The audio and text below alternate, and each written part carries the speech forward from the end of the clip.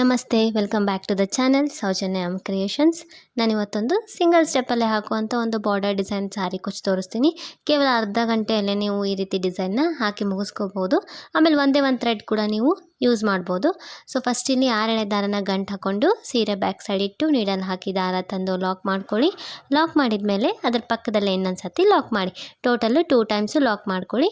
So 2 time lock ಮಾಡಿದ ಮೇಲೆ ಸ್ವಲ್ಪ ದಾರ ಮೇಲೆ ಎತ್ತಿ ಒಂದು ರೌಂಡ್ ಬೀಡನ್ನ ಆ್ಯಡ್ ಮಾಡ್ತಾಯಿದ್ದೀನಿ ನಾನು, ಮೀಡಿಯಮ್ ಸೈಜ್ದು. ನೀವು ಬೇಕಂದರೆ ಬೇರೆ ಬೀಡ್ ಕೂಡ ಆ್ಯಡ್ ಮಾಡಿ ಬೀಡ್ ಲಾಕ್ ಮಾಡ್ಕೊಳ್ಳಿ. ಬೀಡ್ ಲಾಕ್ ಮಾಡಿದ್ಮೇಲೆ ನೀಡಲ್ ಮೇಲೆ 2 ಟೈಮ್ಸ್ ದಾರ ಸುತ್ತಿ ಈ ರೀತಿ ಸ್ಲ್ಯಾಂಟಿಂಗ್ ಆಗಿ ಎಲ್ಲಿಗೆ ಬರುತ್ತೆ ಅಲ್ಲಿಗೆ ನೋಡಿಕೊಂಡು ಸೀರೆಗೆ ನೀಡಲ್ ಹಾಕಿ ದಾರ ತನ್ನಿ. ನೀಡಲ್ ಮೇಲೆ 4 ದಾರ ಇರುತ್ತೆ.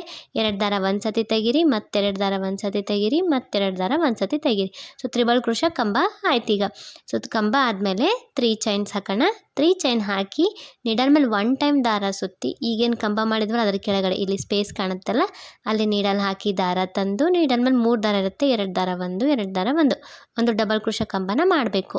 ಅದಾದಮೇಲೆ 3 ಚೈನ್ ಹಾಕಿ ನಾವೀಗೇನು ಡಬಲ್ ಕ್ರೋಶ ಮಾಡಿದ್ವಲ್ಲ ಅದ್ರ ಹಿಂದೆ ಹೋಗಿ ದಾರ ತಂದು 2 ದಾರ ಒಂದು ಮಾಡಿ ಈ 3 ಚೈನ್ನ ಲಾಕ್ ಮಾಡ್ಕೋಬೇಕು. ಸೊ ಈಗ ಒಂದು ಪಿಕಾಟ್ ಡಿಸೈನ್ ಆಗುತ್ತೆ. ಮತ್ತೆ ನೀಡಲ್ ಮೇಲೆ 1 ಟೈಮ್ ದಾರ ಸುತ್ತಬೇಕು. ಆ ತ್ರಿಬಲ್ ಕ್ರೋಶದ ಕೆಳಗಡೆ ಹೋಗಿ ದಾರ ತಂದು 2 ದಾರ ಒಂದು. ಸೊ ಇಲ್ಲಿ ಬರೀ ಡಬಲ್ ಕ್ರೋಶ ಮಾಡಬೇಕು, ಇದಕ್ಕೆ ಯಾವುದೇ ರೀತಿಯ ಪಿಕಾಟ್ ಮಾಡೋದು ಬೇಡ. ಮತ್ತೆ ನೀಡಲ್ ಮೇಲೆ 1 ಟೈಮ್ ದಾರ ಸುತ್ತಿ ಮತ್ತೆ ಒಂದು ಡಬಲ್ ಕ್ರೋಶ ಕಂಬನ ಮಾಡಬೇಕು. ಸೇಮ್ ಪ್ಲೇಸಿಗೆ ಹೋಗಿ ದಾರ ತಂದು ಒಂದು ಡಬಲ್ ಕ್ರೋಶ ಮಾಡ್ಕೊಳ್ಳಿ. ಅದಾದಮೇಲೆ ಮತ್ತೆ 3 ಚೈನ್ ಹಾಕಿ ಈಗ ಮಾಡಿದ ಕಂಬದ ಹಿಂದೆ ಹೋಗಿ ದಾರ ತಂದು 2 ದಾರ ಒಂದು ಮಾಡಿ ಲಾಕ್ ಮಾಡಿ 3 ಚೈನ್ನ. ಸೊ ಇಲ್ಲಿ ಪಿಕಾಟ್ ಆಯಿತು. ಮತ್ತೆ ನೀಡಲ್ ಮೇಲೆ 1 ಟೈಮ್ ದಾರ ಸುತ್ತಿ ಮತ್ತೆ ತ್ರಿಬಲ್ ಕ್ರೋಶದ ಕೆಳಗಡೆ ಹೋಗಿ ದಾರ ತಂದು ಒಂದು ಡಬಲ್ ಕ್ರೋಶ ಮಾಡಿ ಅದಕ್ಕೆ ಯಾವುದೇ ರೀತಿ ಪಿಕಾಟ್ ಮಾಡಬೇಡಿ.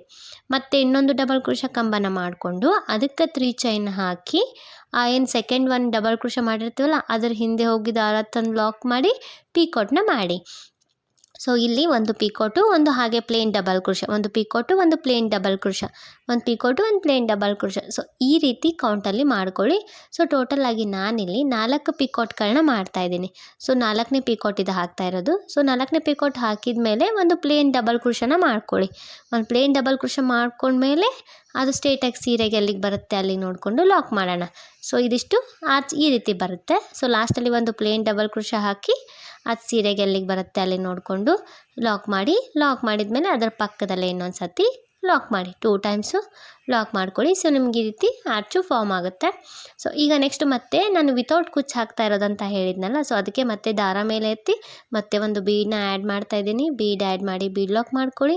ಅದಾದಮೇಲೆ ನೀಡಲ್ ಮೇಲೆ 2 ಟೈಮ್ಸ್ ದಾರ ಸುತ್ತಿ ಈ ರೀತಿ ಸ್ಲ್ಯಾಂಟಿಂಗ್ ಆಗಿ ಎಲ್ಲಿಗೆ ಬರುತ್ತೆ ಅಲ್ಲಿಗೆ ನೋಡಿ ನೀಡಲ್ ಹಾಕಿ ದಾರ ತಂದು 2 ದಾರ ಒಂದು ತ್ರಿಬಲ್ ಕ್ರೋಶ ಕಂಬ ಮಾಡಿ. ಸೊ ನಿಮಗೆ ಕುಚ್ಚು ಬೇಕಂದರೆ ನೀವು ಇಲ್ಲಿ 2 ಡಬಲ್ ಕ್ರೋಶ ಆದಮೇಲೆ 5 ಚೈನ್ ಹಾಕಿ ಮತ್ತೆ ಇದೇ ರೀತಿ ಡಿಸೈನ್ನ ಕಂಟಿನ್ಯೂ ಮಾಡ್ಕೊಳ್ಳಿ. 5 ಚೈನ್ ಹಾಕಿ ಲಾಕ್ ಮಾಡಿಕೊಂಡು, ಬೇಡ ಅಂದರೆ ಇದೇ ರೀತಿ ಕೂಡ ನೀವು ವಿತೌಟ್ ಕುಚ್ಚು ಹಾಕ್ಕೋಬೋದು. ಸೊ ತ್ರಿಬಲ್ ಕ್ರೋಶ ಮಾಡ್ಕೊಂಡ್ಮೇಲೆ 3 ಚೈನ್ ಹಾಕಿ ನೀಡಲ್ ಮೇಲೆ 1 ಟೈಮ್ ದಾರ ಸುತ್ತಬೇಕು. ಆ ತ್ರಿಬಲ್ ಕ್ರೋಶ ಕೆಳಗಡೆ ಹೋಗಿ ದಾರ ತಂದು ಡಬಲ್ ಕ್ರೋಶ ಮಾಡಿಕೊಂಡು 3 ಚೈನ್ ಹಾಕಿ ಆ ಮಾಡಿ ಡಬಲ್ ಕ್ರೋಶಾಗೇನೆ ಲಾಕ್ ಮಾಡಿಕೊಂಡು ಪಿಕಾಟ್ ಮಾಡ್ಕೊಳ್ಳಿ. ಸೊ ಈಗ ಒಂದು ಪಿಕಾಟ್ ಆಯಿತು.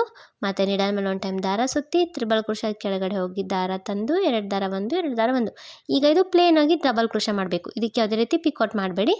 ನೆಕ್ಸ್ಟ್ ಇನ್ನೊಂದು ಡಬಲ್ ಕ್ರೋಶ ಮಾಡಿಕೊಂಡು ಅದಕ್ಕೆ 3 ಚೈನ್ ಹಾಕಿ ಪಿಕಾಟ್ನ ಮಾಡ್ಕೊಳ್ಳಿ. ಅಂದರೆ ಅದೇ ಡಬಲ್ ಕ್ರೋಶಾಗಿ ಲಾಕ್ ಮಾಡಿದರೆ ಪಿಕಾಟ್ ಆಗುತ್ತೆ 3 ಚೈನ್ ಹಾಕಿ. ಸೊ ಇಲ್ಲಿ ಕಂಟಿನ್ಯೂ ಒಂದು ಪಿಕೋಟು, ಒಂದು ಪ್ಲೇನ್ ಡಬಲ್ ಕ್ರೋಶ. ಸೊ ಇದೇ ರೀತಿ ಮಾಡ್ಕೊಂಡು ಹೋಗಬೇಕು. ನೀವು ಫಸ್ಟ್ ಆರ್ಚಲ್ಲಿ 5 ಪಿಕೋಟ್ಸ್ ಮಾಡ್ಕೊಂಡಿದ್ರೆ ಇಲ್ಲೂ ಕೂಡ 5 ಪಿಕೋಟ್ಸ್ ಮಾಡಬೇಕು.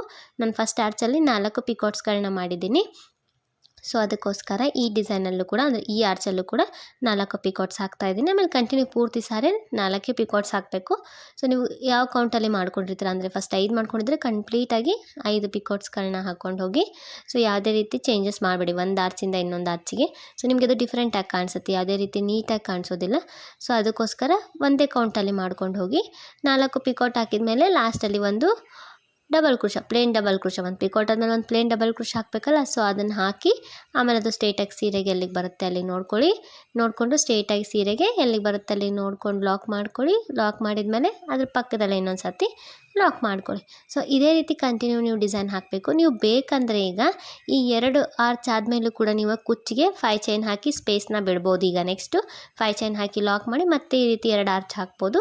ಬೇಡ ಅಂದರೆ ಇದೇ ರೀತಿ ಕಂಟಿನ್ಯೂ ನೀವು ವಿತೌಟ್ ಕುಚ್ಚು ಕೂಡ ಈ ಡಿಸೈನ್ನ ಹಾಕ್ಬೋದು. ಸೊ ಕಂಟಿನ್ಯೂ ಹೀಗೆ ಹಾಕಿ ಸ್ವಲ್ಪ ಡಿಸೈನ್ ಹಾಕಿ ತೋರಿಸ್ತಾ ಇದ್ದೀನಿ ನೋಡಿ ಇಲ್ಲಿ ನಾನು ಯಾವ ರೀತಿ ಕಾಣಿಸ್ತಾ ಇದೆ ಅಂತ.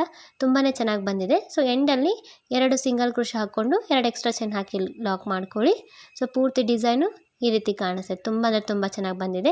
ನೀವು ಬೇಕಂದರೆ 2 ಡಿಸೈನ್ ಆರ್ಚು 2 ಕುಚ್ಚು 2 ಆರ್ಚು ಈ ರೀತಿ ಕೂಡ ಹಾಕ್ಕೊಳ್ಳಿ, ಇಲ್ಲ ಹೀಗೆ ಹಾಕ್ಕೊಳ್ಳಿ. ಬೀಡ್ಸ್ ಕೂಡ ನೀವು ನಿಮ್ಗೆ ಯಾವ ರೀತಿ ಬೀಡ್ಸ್ ಬೇಕೋ ಆ ರೀತಿ ಬೀಡನ್ನ ಆ್ಯಡ್ ಮಾಡ್ಕೊಳ್ಳಿ.